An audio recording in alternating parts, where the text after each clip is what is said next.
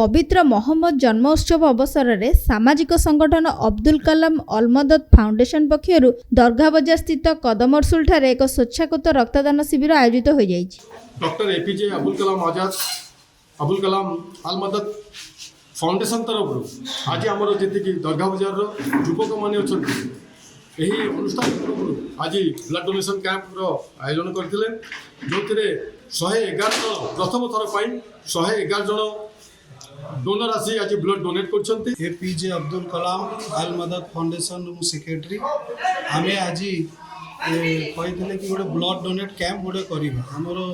रसूलुल्लाह सल्लल्लाहु अलैहि वसल्लम जन्मदिन अच्छी 26 तारीख ना आज 23 तारीख दिन आम ना गोटे ब्लड डोनेट कैंप ये कले आम मान रक्त गोटे एमतिया जिनस तार को फैक्ट्री नहीं कि को गुदाम नहीं रक्त समस्ते देले तार आम रक्त दौच आम जानून कि रक्त क्या ना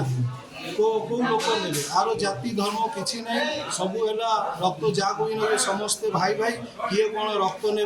आम कटक तो भाईचारा चली हिंदू मुस्लिम आम सब भाई भाई मिसिकी आज जो ब्लड डोनेट कैंप कले आमर 111 यूनिट ब्लड है आधि आम समस्ते मिसिकी देले सब मिसिकी थे हिंदू मुस्लिम समस्ते मिसिकी ब्लड कैंप टाक आम कले आमर पूरा टीम जो आमर ग्रुप अच्छी आधि आम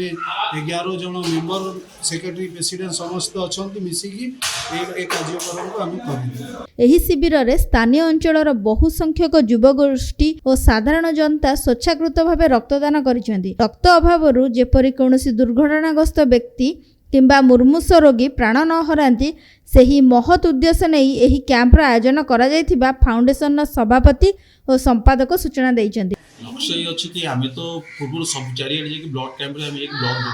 दौर लोक सेवार थे